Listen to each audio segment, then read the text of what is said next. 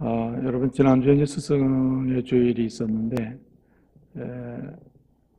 어떻게 스승의 날에 좀 감사를 표했습니까? 스승이 어디 계신지를 모르죠. 저는 항상 이제 매년마다 어, 이 매년마다 이 5분의 스승을 기억하고 이렇게 늘 감사를 표하고 있습니다.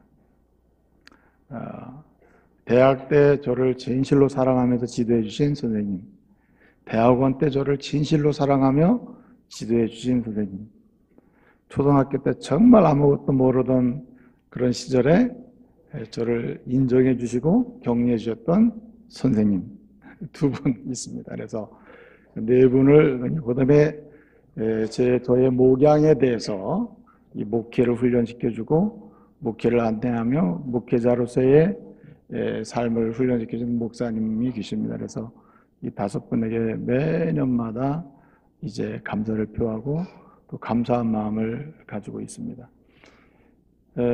인사를 나누는 가운데 그런 이야기를 하시더라고요. 이제 이번까지만 하고 내년부터 하지 말래요. 그 왜 그러시냐고 그랬더니 이제 같이 늙어 가는 마당에 뭐그러냐.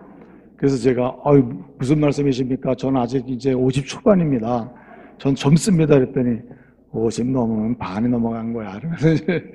그러면서 고맙다고 하시면서 이제는 김 목사도 젊은 세대들을 좀 잘 가르칠 마음을 가져야 되고 또 신앙으로 양육해서 이 시대에 필요한 일꾼을 키우는 그런 양육하는 일에 좀 힘을 써야 된다. 이제 스승만 챙길 생각만 하지 말고 좋은 스승이 되도록 한번 노력해봐라. 그렇게 또 얘기도 해주시더라고요. 아무튼 오늘 이 시간 하나님의 말씀을 가르치고 어린아이들을 양육하는 우리 주일학교 교사들 그리고 교회 내에서 영적 가르침의 자리에 있어서 수고하고 계시는 많은 분들 축복하고 싶습니다. 그리고 그들의 헌신을 통해서 신실한 예수 그리스도 일꾼들이 또 양성되는 이런 것을 볼 때 얼마나 감사한지 모릅니다. 앞으로 우리 교회가 이 교사들이 또 인정받고 사랑받고 또 대접받는 이런 공동체가 되도록 힘써야 됩니다. 왜냐하면 이 교사들이 얼마나 인정받고 사랑받고 또 그 일을 할 수 있도록 대접을 받느냐에 따라서 자라나는 세대들이 예수 그리스도 일꾼으로 양육되는 데 있어서 큰 영향이 가기 때문에 교사들을 잘 대접해야 하는 것입니다.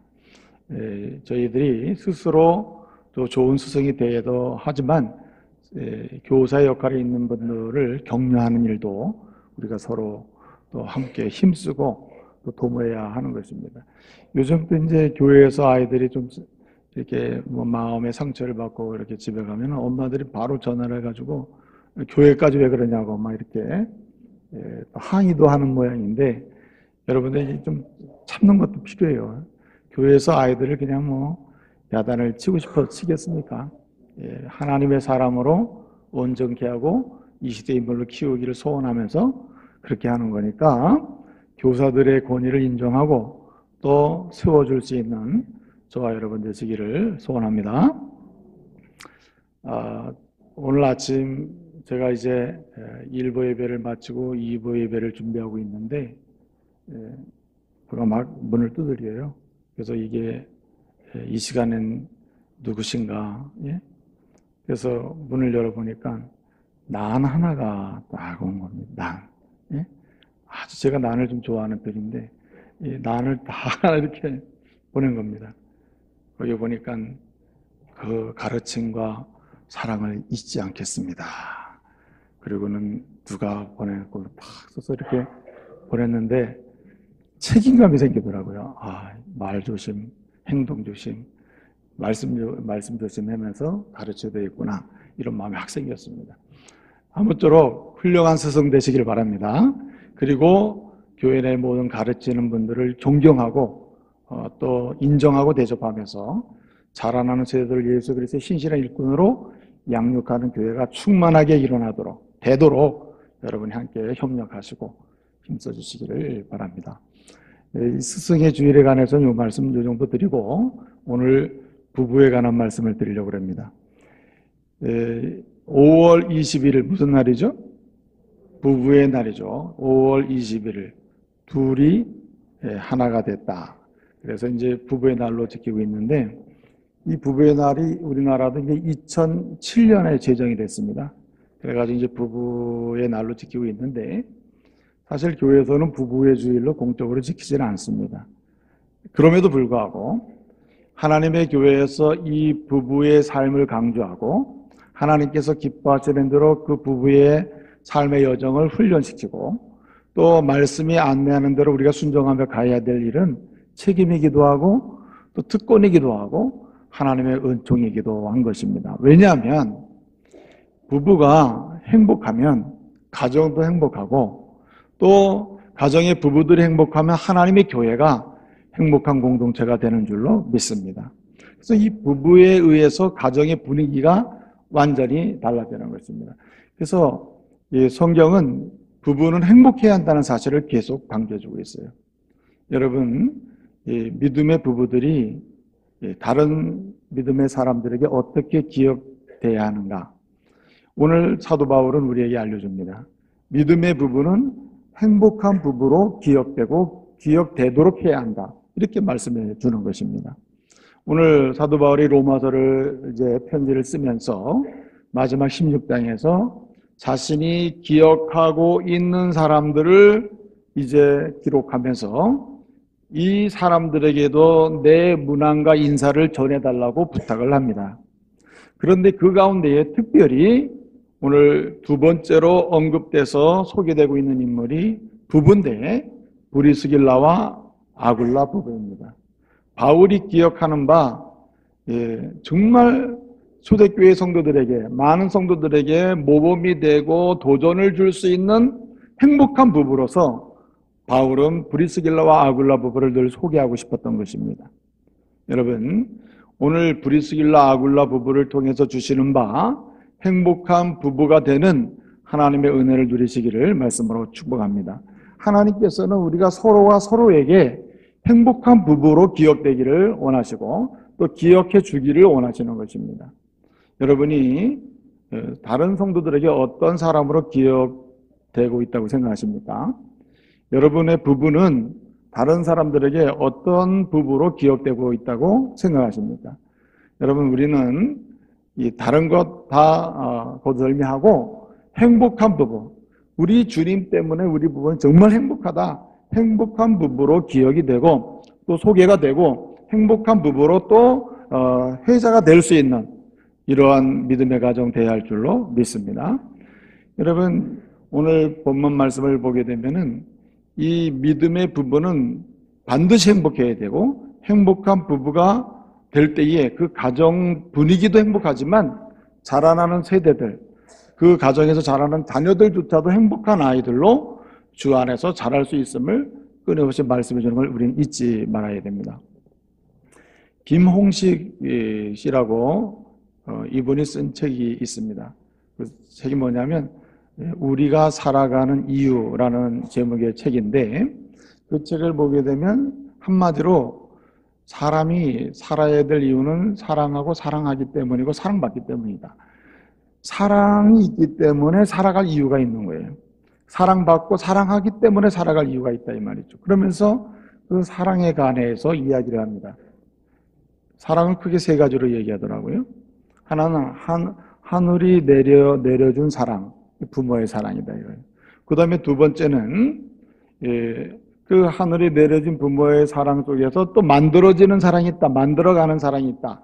그 만들어가는 사랑이 뭐냐? 부부의 사랑이고 세 번째는 그런 가운데 일어난 모든 사랑을 나누는 사랑이 있다. 그 나누는 사랑은 이웃 사랑이고 친구 사랑이다. 그렇게 이야기합니다. 그래서 챕터 1, 2, 3을 쭉 한 다음에 마지막 4장에서 이런 얘기합니다. 모든 사랑의 종착역, 사랑의 종착역, 사랑의 마지막에 완성적 종착역은 뭐냐? 그거에 대한 설명을 합니다.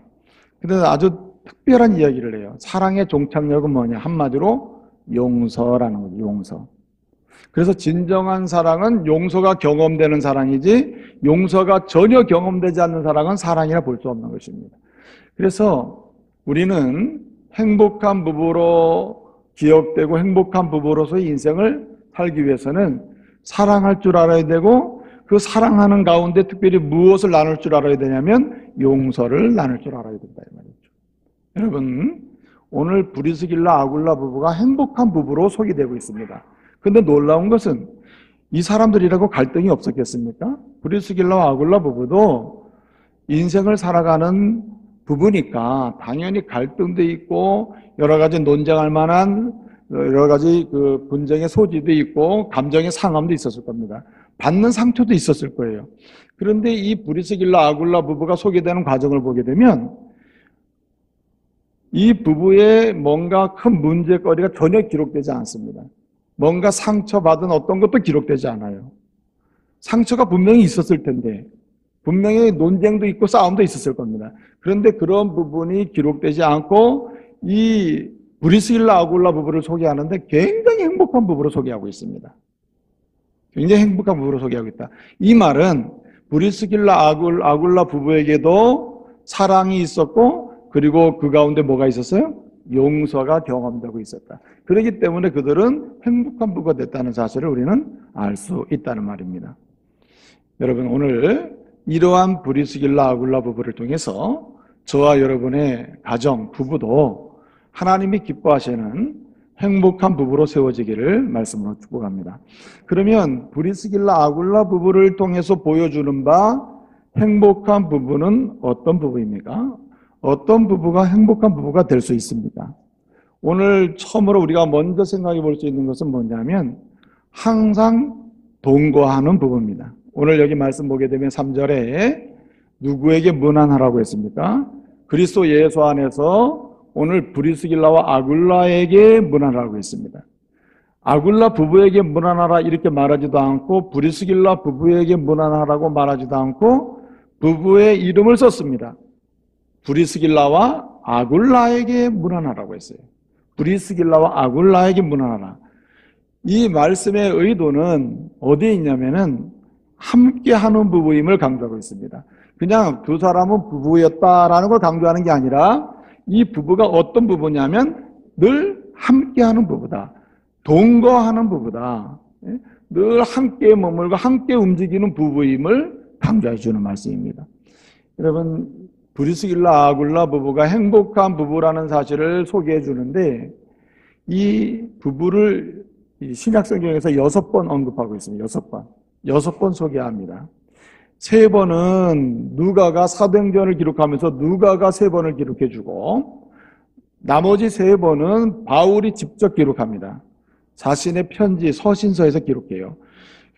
사도행전 18장을 보게 되면 18장 2절 또는 18절 26절을 보게 되면 누가가 이 고린도에서 바울을 만난 브리스길라와 아굴라 부부에 대해서 언급을 하면서 소개합니다. 소개할 때 아굴라와 브리스길라로 소개하고 아굴라 브리스길라 소개하다가 마지막에는 브리스길라와 아굴라로 소개해 줍니다.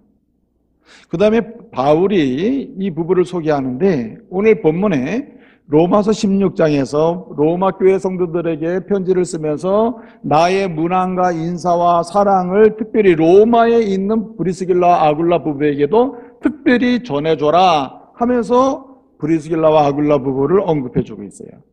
그 다음에 고린도전서 16장 19절에서 사도 바울은 이 브리스길라와 아굴라 부부를 다시 소개합니다.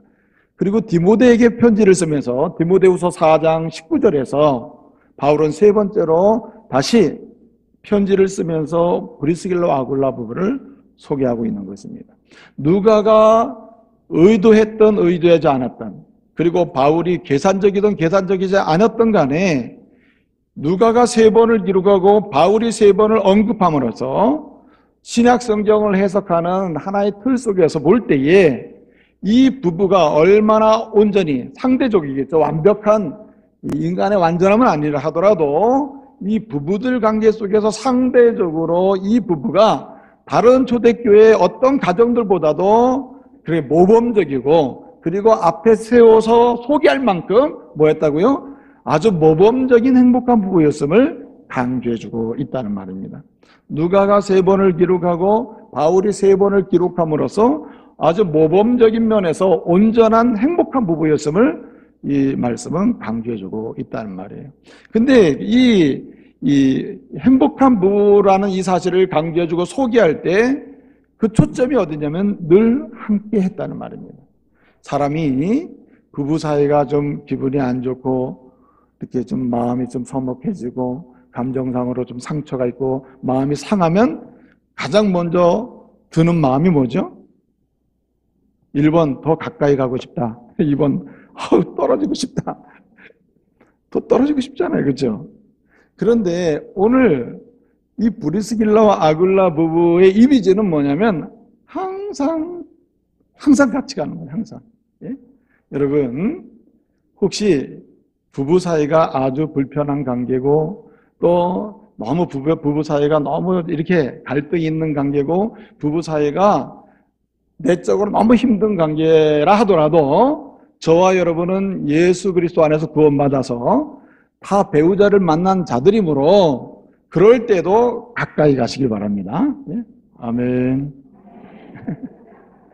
너무 힘들다. 오늘은 정말 아주 그냥 하룻밤에 아주 딴집 가서 쉬고 싶다. 그럴 때도 가까이 가시길 바랍니다. 예?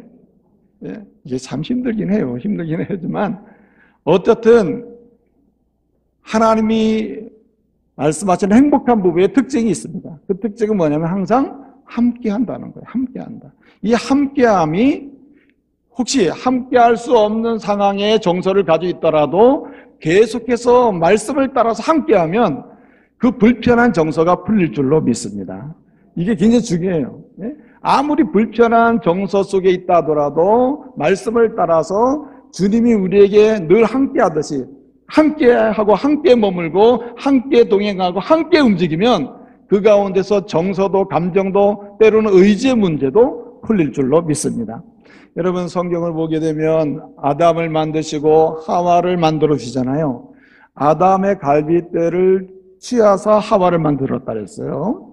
그리고 하나님께서 아담으로 하여금 하와에게 가게 했습니까? 아니면 하나님이 하와를 이끌고 아담에게 들고 왔습니까? 네? 하나님께서 창세기 2장 22절을 보게 되면 하나님이 예쁘게 만든 하와를 데리고 이끌고 누구에게? 아담에게 옵니다. 아담이 그걸 보고 깜짝 놀라요. 우리 하나님이 저 여자를 들고 오는데 너무 이쁜 거예요. 그래서 너무 감동을 하잖아요.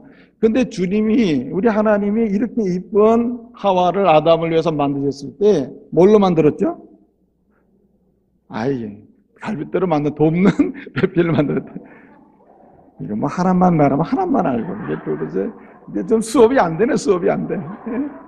갈빗대로 만들었는데 뭘로? 돕는 배필로 만들었다. 근데 이 돕는 배필이라는 말이, 이 돕는다는 말은, 돕는 사람이라는 말은 히브리어로 에제르라는 말이고요. 그 다음에 배필이라고 하는 말은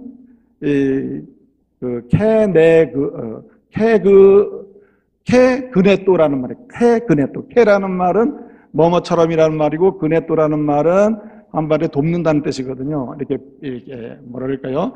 옆에 있다는 뜻이거든요. 바라본다는 뜻인데, 그래서 케그네토. 그래서 에제르 케그네토라 그래요.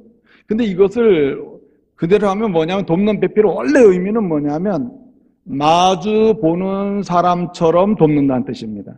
마주 보는 사람처럼 돕는다.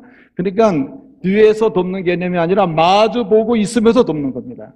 그러니까 딴짓할 수 있어요? 못해요? 못하죠. 그렇죠? 마주 보고 있으면서 돕는 겁니다. 안 보면서 슬쩍슬쩍 돕는 게 아니라 마주 보는 사람처럼 확실하게 돕는 차원이 돕는 배필이라 이거예요.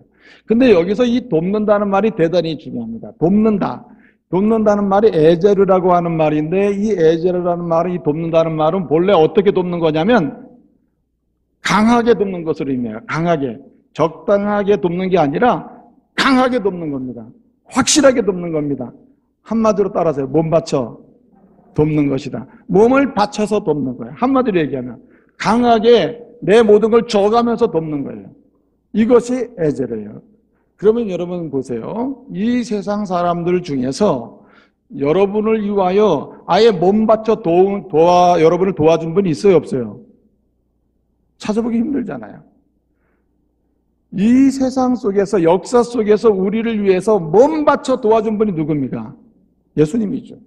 그래서 이 에제르라고 하는 말은 본래 누구에게 쓰는 말이냐면, 에제르라는 말은 돕는 배필 때 딱 한 번 쓰고 나머지는 다 하나님께 쓰는 말입니다. 하나님께 쓰는 말이에요. 원래 이 돕는다는 이 에제르라고 하는 말은 누구에게 해당되는 말? 우리 하나님께 해당되는 말이에요. 하나님이 우리를 도와주실 때 어떻게 합니까? 예? 늘 함께 하십니까? 아니면 왔다 갔다 하십니까? 늘 함께 하시죠. 우리 하나님은 내가 너와 함께 하리라 하면 계속 함께 하시는 거지, 왔다가 가셨다가, 이렇게 감정에 따라서, 느낌에 따라서, 오늘은 보기 싫다, 내가 떠났다가, 보기 좋다, 그럼 오다, 이러는 분이 아니라 이 말이에요.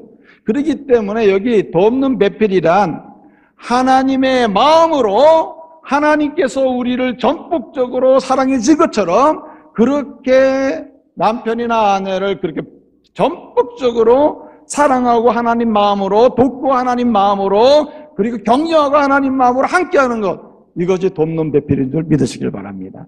그러니까 중요한 게 뭐냐면은 우리의 감정이나 우리의 느낌에 의해서 남편이나 아내를 바라보고 함께하는 것은 돼요, 안 돼요? 안 된다 이 말이에요. 여러분의 감정을 믿을 수 있습니까? 못 믿지 않습니까?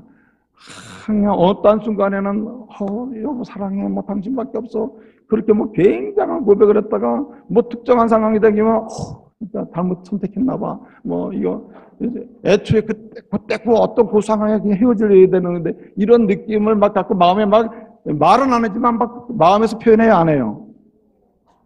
안 하는 것처럼 이렇게 알고 있으면 곤란하죠.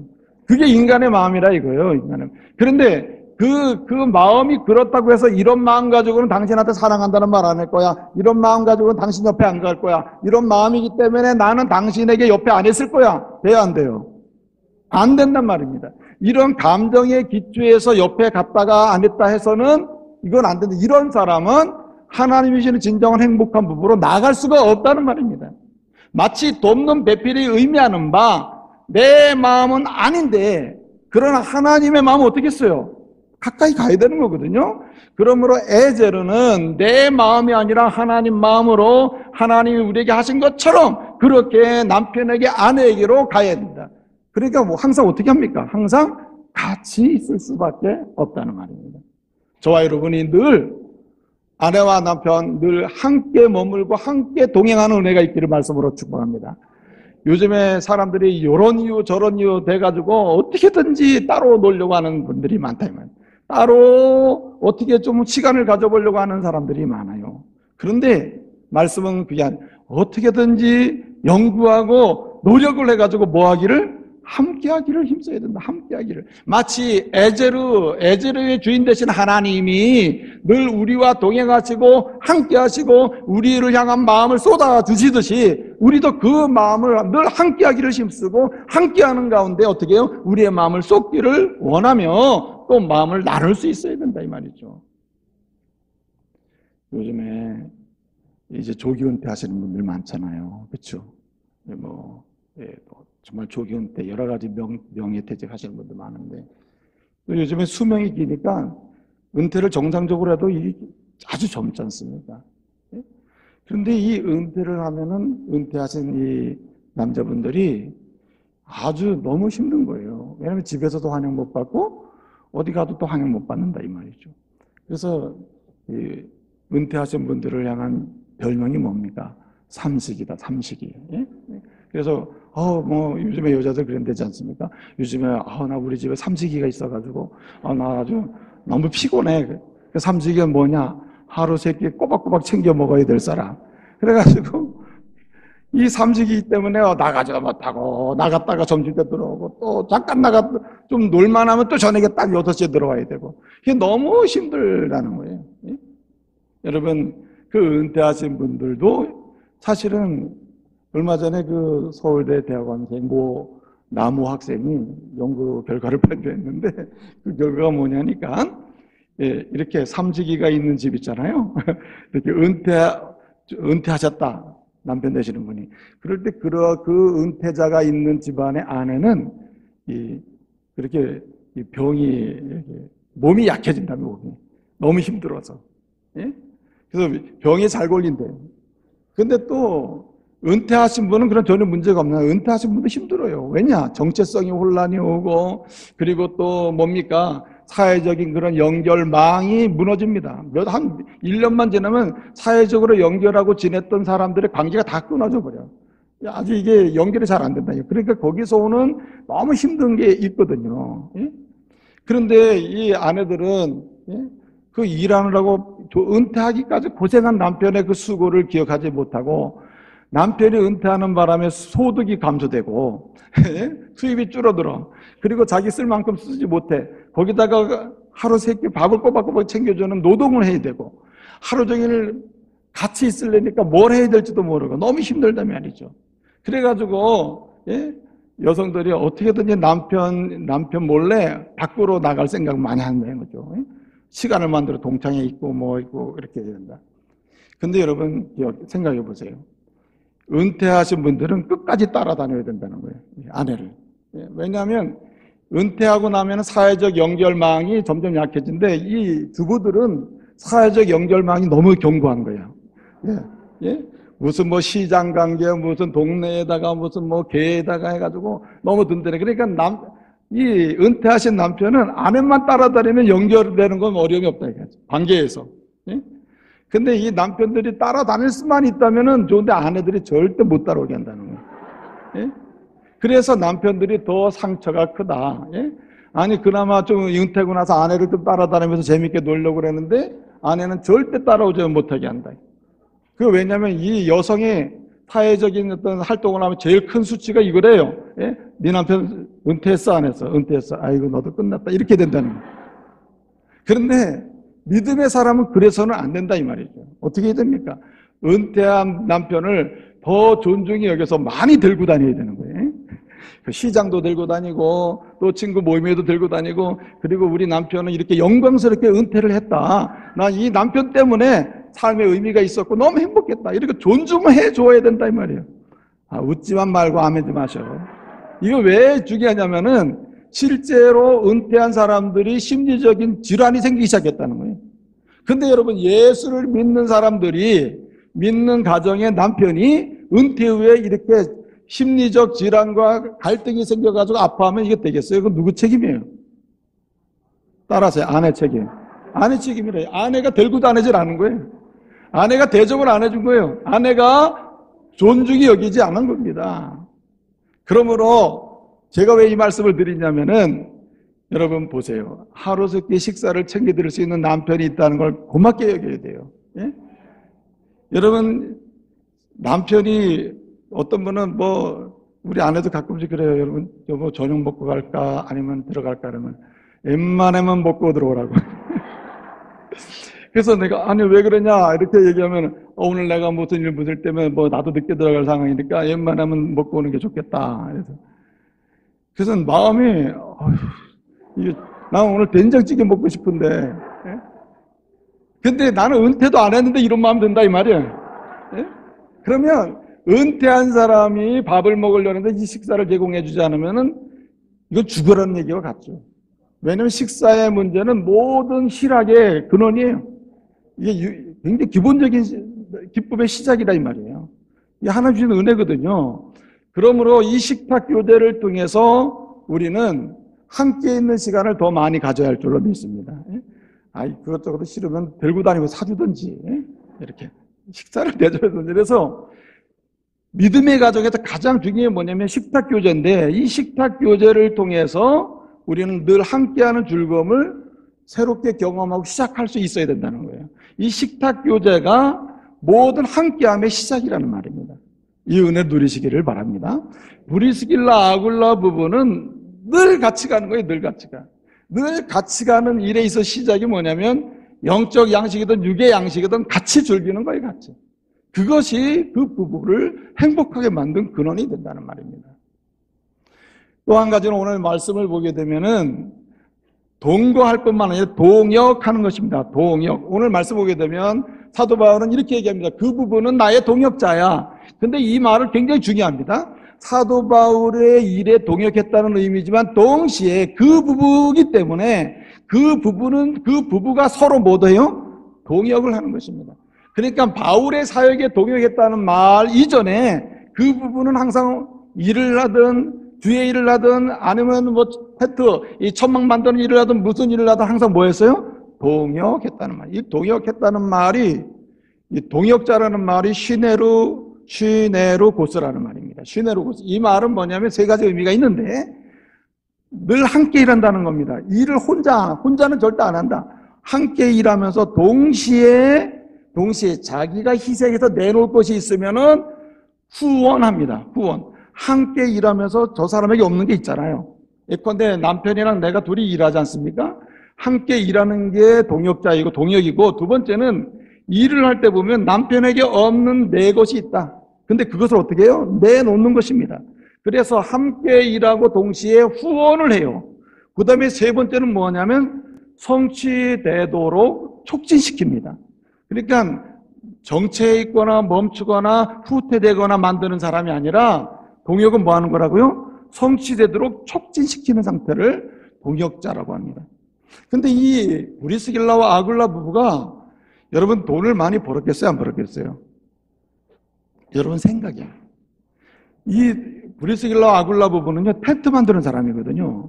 근데 이 사람들이 얼마나 많이 돈을 벌었겠어요? 이 돈을 벌어서 바울 선교에 전폭적인 지지를 했거든요. 지원했단 말이에요. 근데 이 가운데서 보여주는 바가 뭐냐면 어떻게 돈을 버느냐. 동역하는 사람이 한마음 되어서 동역을 하면 결과가 나오게 되는데 동역의 의미 자체가 뭐냐면 함께 일하면서 남편에게 없는 거 아내에게 없는 서로가 내놓으면서 그다음에 뭐예요? 이 일이 결과가 이루어지도록 촉진시키는 헌신을 한단 말이에요. 이럴 때 일이 되는 것입니다. 여러분 같이 일하는 게 쉬워요? 어려워요? 어렵죠. 같이 일하는 게 어렵지 않습니까? 그래서 보통 다른 사람은 몰라도 부부는 서로 같이 일하지 말라 이런 말을 하지 않습니까? 그죠?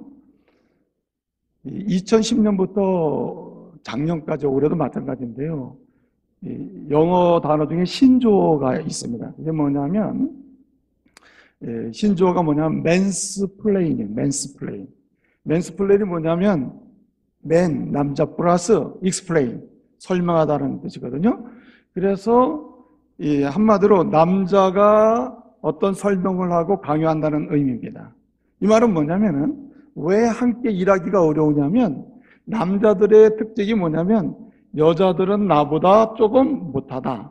또는 남편의 입장에서 보면 남편보다 아내가 좀 부족하다. 지식이 부족하다는 이런 생각을 남자들이 가지고 있다는 거예요. 그래가지고 같이 일을 하든 같이 대화를 하든 같이 누구를 만나든 아내가 뭘 얘기하려고 그러잖아요. 가만히 있으니까 내가 얘기한다고. 이렇게 해서 남자가 주도적으로 다 얘기하려고 하는 성향이 있다. 예? 그렇죠. 이런 경향이 있다는 말이에요. 이런 경우에는 동역이 안 된다는 말입니다. 그래서 아내가 제일 싫어하는 남자가 어떤 남자라고 그럽니까? 설문조사에 의하면 무책임한 남자입니다. 책임을 안 지는 남자인데 이 무책임한 남자인데다가 더 안 좋은 남자는 뭐냐면 자기만 많이 한다고 잘난 체하는 남자, 남편이 아주 제일 싫어하는 남자라는 거예요.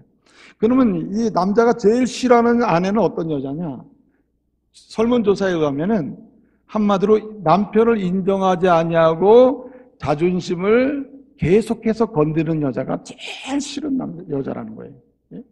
그래서 여성들은 본래 말이 많기 때문에 말씀이 많기 때문에 계속해서 말을 하다 보면 남성을 건드리는 성향이 있습니다.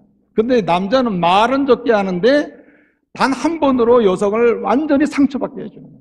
그래서 모르면서 알지 못하면서 가만히 있으라고 이런 식으로 할 때가 많다는 거죠. 그렇기 때문에 우리는 이 동역에서 가장 중요한 것이 뭐냐면 주님이 우리를 인정하시고 우리에게 각각의 책임을 맡겨주셨듯이 각각의 책임을 인정하면서 동시에 책임을 질 줄 아는 그런 부부가 돼야 한다 이 말이죠. 하나님은 아내의 책임과 남편의 책임을 동시에 만들어 놓으셨다. 아내는 전혀 책임질 일이 없고 남편이 모든 책임을 져야 한다든가, 남편은 책임이 없고 아내가 모든 책임을 져야 된다는 이러한 구조를 하나님 만들어 놓지 않았다는 말입니다. 동역을 위해서 반드시 해야 될 일이 있다면 하나님이 남편과 아내에게 주신 독특한 책임을 지면서 그 책임의 영역을 아내와 남편이 서로 뭐하면서 인정하면서 해야 된다는 거예요. 그래서 여기서 중요한 게 뭐냐면요, 신뢰라는 것입니다. 따라합시다. 믿어줍시다. 아내와 남편을 서로 믿어줘야 하는 거예요. H.A. 펜이라고 하는 프랑스 철학자가 있는데 이 사람이 한 얘기가 있습니다. 결혼이란 뭐냐? 결혼을 해서 일주일간은 관찰하는 기간이고 그 3개월은 말하자면은 좀 사랑하는 기간이고, 그 다음에 3년 동안은 많이 미워하는 기간이고 30년은 용서하면서 하는 기간이다. 이렇게 얘기했습니다. 그래서 결국 용서가 마지막 긴 시간인데 용서를 길게 해야 되는 거예요. 용서를 또 해보고 또 안 되고 또 용서하고 이러다 보면 인생이 간다는 얘기입니다. 그런데 마지막 한 얘기가 뭐냐면 이렇게 관찰해서 용서까지로 이어지는 이 결혼 생활이란 한마디로 말하면 신뢰의 문제다. 신뢰의 문제. 그래서 얼마나 동역하느냐의 문제, 어떻게 동역하느냐, 동역의 결과를 낼 수 있는 그 기회가 있다면 그것은 뭐냐면 믿어주는 것이다. 되게 남편이 뭘 사업을 하려면 아내들이 일반적으로 갖는 마음이 뭡니까? 믿을 수가 없다는 거거든요. 근데 2번 망하든 3번 망하든 남편을 몇 번 믿어주면 남편은 미안해서라도 누굴 믿고 사냐면 아내를 믿고 사는 것이죠. 물론 그렇게 되라는 얘기는 아니고 적어도 아내나 남편에 대해서 그 책임감과 그 역할에 대해서 신뢰해 주는 것이 동역의 지름길이라는 말입니다. 이 브리스길라와 아굴라 부부를 보게 되면 이 아굴라라는 남편이 대단한 사람이에요. 이 6번 소개되고 있는데 성경에 6번 소개될 때 6번에서 2번만 남편이 먼저입니다. 아굴라와 브리스길라 이렇게 소개합니다. 그리고 나머지 4번은 아내가 먼저 소개돼요. 브리스길라와 아굴라 부부 이렇게 소개됩니다. 제가 신방을 하잖아요. 신방을 해서 이제 아내는 믿음이 좋은데 남편은 믿음이 이제 초신자잖아요.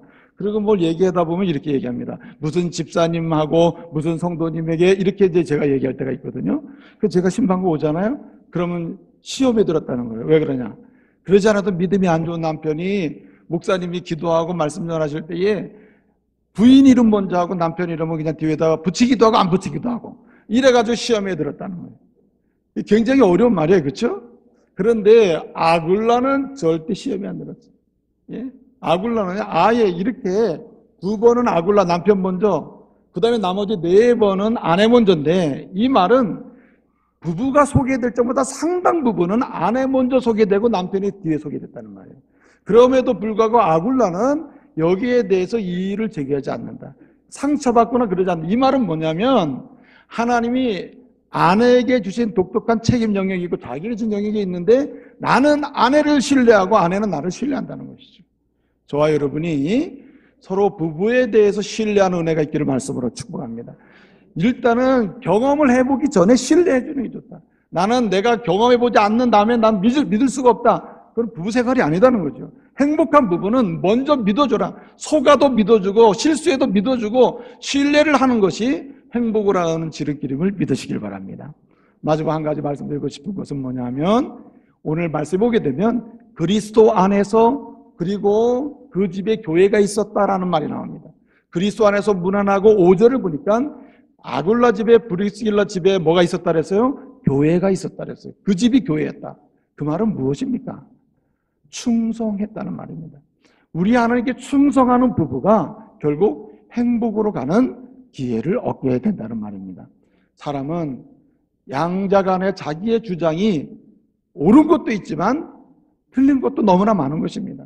그렇기 때문에 하나님의 말씀이 지시하고 교훈해 주는 그 앞에서는 내 주장이 어떠든 간에 내려놓고 멈출 수가 있어야 된다는 말입니다. 그래서 양자 간의 주장이 각각 다르고 생각이 다를지라도 말씀이 교훈한 일이라면 그 부부가 어떻게 해요? 내려놓고 순종할 수 있어야 된다. 그것이 곧 충성이라는 말입니다. 브리스길라 아굴라 부부가 오랜 기간 동안 그렇게 지나면서도 행복한 부부로 바울에 의해서 소개되는 이유 중에 하나가 뭐냐면 하나님 말씀이라면 순종한 것입니다. 하나님의 뜻이라면 순종한 거예요. 자기가 원하는 게 아니고 두 사람이 전혀 어울리지 않는 상황이 있다 하더라도 주님이 하라는 것이라면 부부가 그 자리로 나갔다는 말입니다. 그럴 때에 하나님께서 원하시는 대로 행복한 부부로 서게 됐다는 말입니다. 이제 말씀을 마치겠습니다. 하나님은 하나님께서 세워주신 부부들이 행복한 부부로서 하나님의 교회를 행복하게 하고 가문을 행복하게 하는 이런 부부로 쓰임받기를 원하시는 것입니다. 오늘부터 우리 믿음의 가정들이, 믿음의 부부들이 동거하고 동역하고 동신함으로 행복한 하나님의 가정을 세워가시기를 말씀으로 축복합니다. 기도하겠습니다.